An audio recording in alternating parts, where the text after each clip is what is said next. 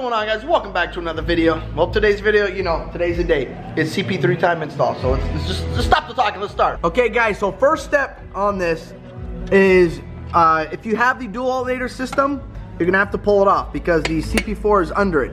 If you don't have it, then you can skip this step.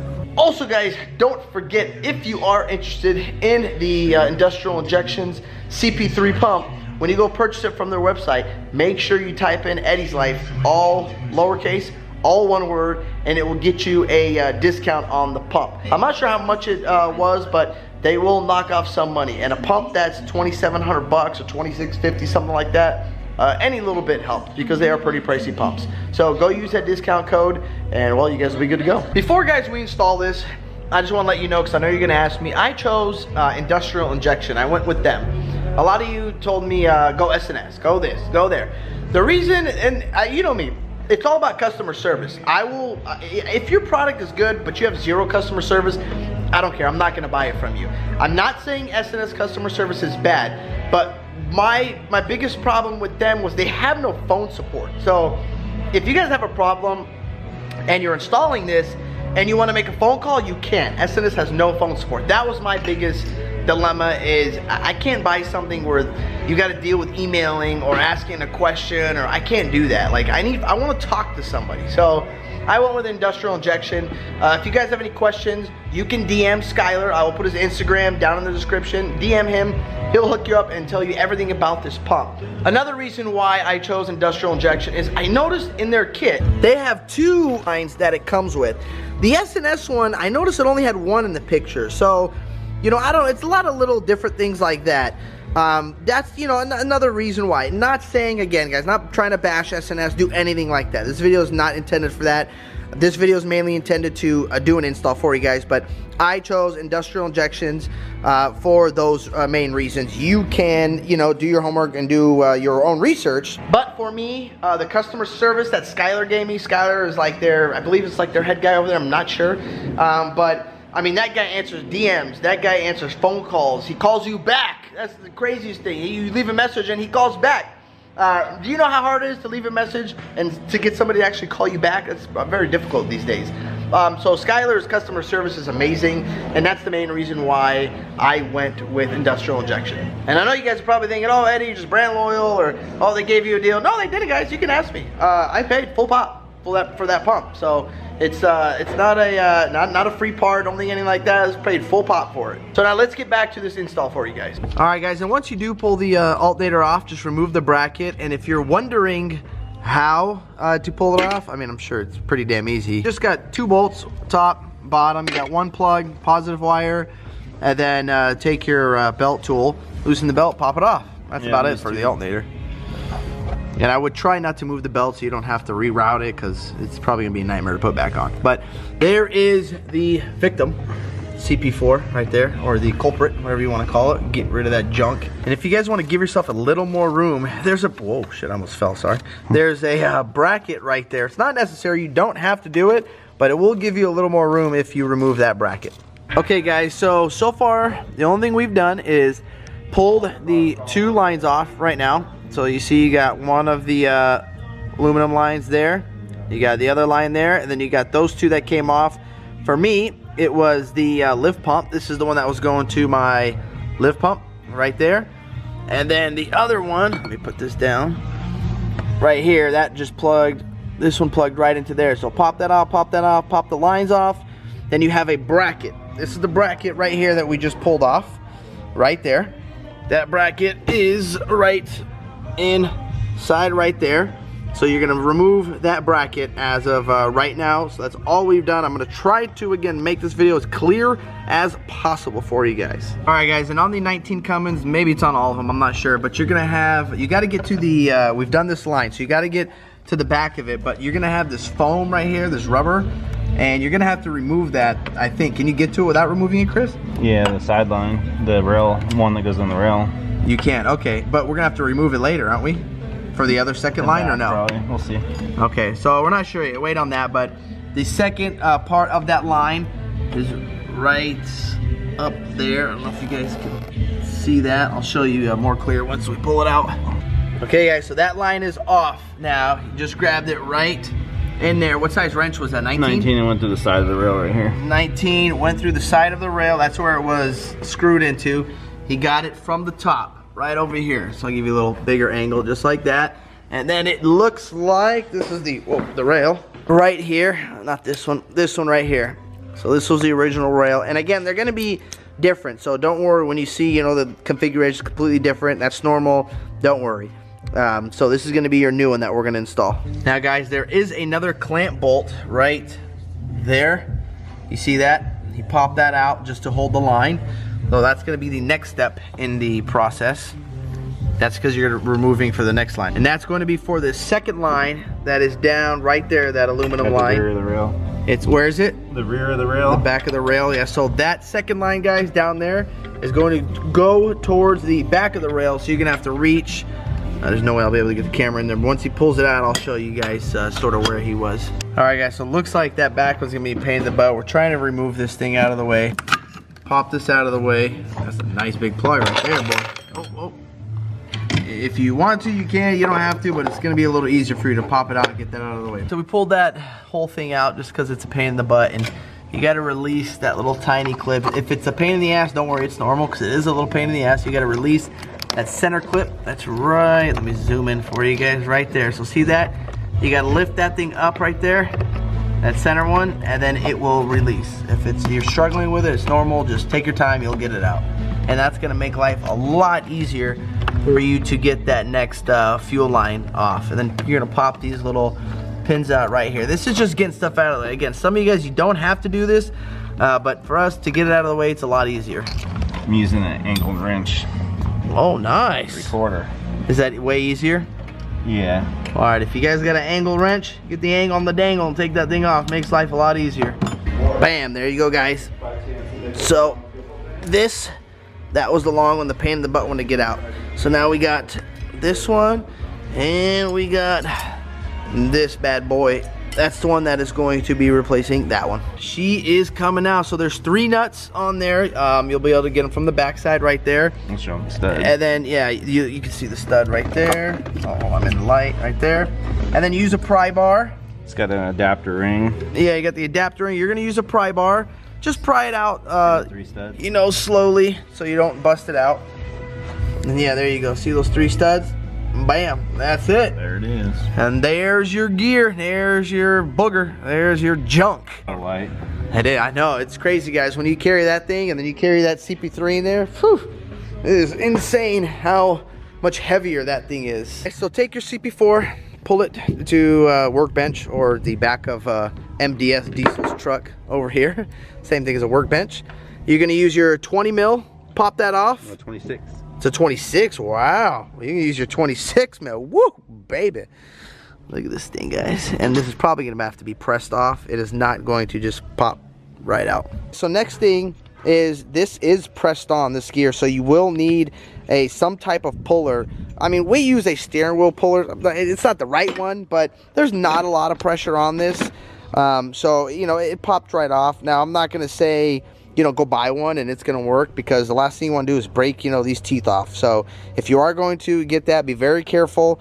What we did is we just pretty much stuck one of these right here in between, just like this. So don't like clip it and have it, you know, ride like this. Get it in between, and then he just gave it a little tap. Same thing on this side, twisted it, and it just pops right off. So I wouldn't assume, you know, these are have a lot of force on them.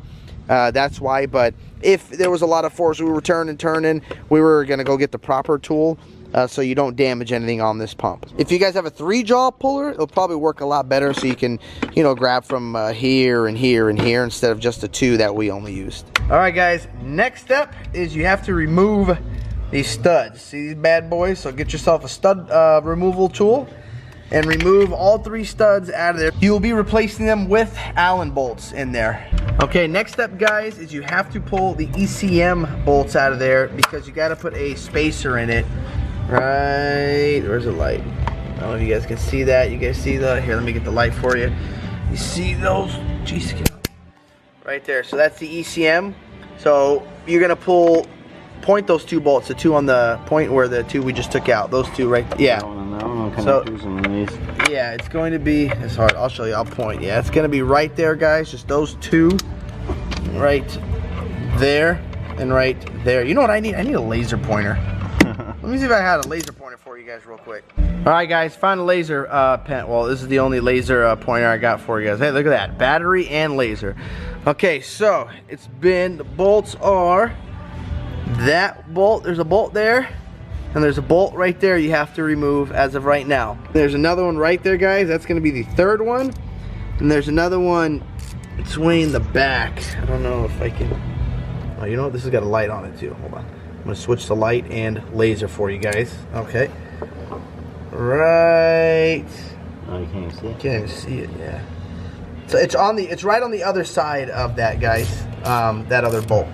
So see that, guys? You gotta, if you go down below under the truck to get that second bolt, that's right on the other side of this. I like this little laser pointer thing. This is nice and easy. But I feel lazy doing it this way. But the bolt is on the other side. If you go from the bottom, you can get it much easier. And then you can see right there where we popped it out. So make sure, pull it out, and he's gonna pull that one out also. All right, guys, and there you go, she's out. You're gonna have these 4 bolts here, pull the whole thing out, and then we're gonna have to next install the spacer that you can see in the directions. Well, if this thing, it's not working, but yeah, you can see the spacer. Oh, hold on, let me get my handy dandy laser pointer out. Bam, there you go. So the spacer is gonna mount right in the, see the laser? Behind that plate. Right behind, yeah, right behind this plate. And then you guys will put this back on. Well, looks like here is the next step right here, guys. You're gonna have to put the spacers in to give it a little room. And well, we'll go from here. So this is step number, I don't know, I lost how many steps, but this is the next step once you pull this off right here. Alright, guys, so it looks like we got the spacer on, and you're gonna notice here, if you can see how it's tilting, you're probably gonna put on like, oh crap, it doesn't look straight. You're right, because it's not. It tilts just a little bit, which is normal, so don't be frightened. But what I would do is I would plug in your ECM before bolting it to there, because it makes it a lot easier. And you see that, see there's the gap, the space right there. Then put everything back together. Then I'll let you know the next step. Make sure, guys, so we're having a hard time, make sure you put those ECM plugs back in first before bolting that plate back down. Okay, guys, so now you're gonna get your adapter plate that comes in the package in your box. You're going to put your 3, or they show the Allens, there you go. 3 Allens, bam, just like that. And then we'll put some blue Loctite on it. I would put some blue Loctite just because, especially these damn Cummins, they vibrate like crazy. So just put some blue Loctite on stuff that you can. I mean, it's not gonna hurt. I wouldn't put red because it will never come off. But I mean, hopefully we don't ever have to take it off. But we chose blue just because, I don't know, I've always been using blue and I've never had an issue with it. But now it's time. Pump is going to go in. So right now we're gonna put the adapter plate in there first, and then we will install the pump. And guys, anytime you do this, I would recommend probably changing out the filters, just, you know, to be on the safe side in case something gets in there. But I mean, this filter, mine is bypass, so I have the fast system, so this doesn't work, and the water separator in the back doesn't even work. So with me, I'm not gonna change them out just because I got the fast system, but I would suggest that you guys change them out. Here's the adapter going in right now with the 3 Allen heads. Bam, right there. And also, guys, I literally just put the fast system on, and I haven't even driven the truck. I drove it to get fuel, and that's it. So since I put the fast system on, it's got probably, I don't know, 6 miles on it, and that's it. So that's why I'm not gonna change them because I haven't really gone anywhere. And there it is, guys. So that's the plate, what it looks like, just like that. Bam. Let me show you guys a little difference between pumps. So holy, I cannot believe how heavy this is. Holy moly, that is crazy. Oh, let me move this out the way for you guys. Also, so one thing about this pump is this thing has to be timed, guys. So if you're going to pump efficiency, yeah, for pump efficiency, if you guys are going to put a CP4 back in, which I highly recommend you not, these things have to be timed. These CP3s do not. There's no timing on it. You just throw them in and it just dumps a lot of fuel and gives you some more power, baby, more power. And here we are replacing, or no, I think we reuse those, right? Yeah, we got to reuse those. This adapter plate off. Yeah, so pull this adapter plate off.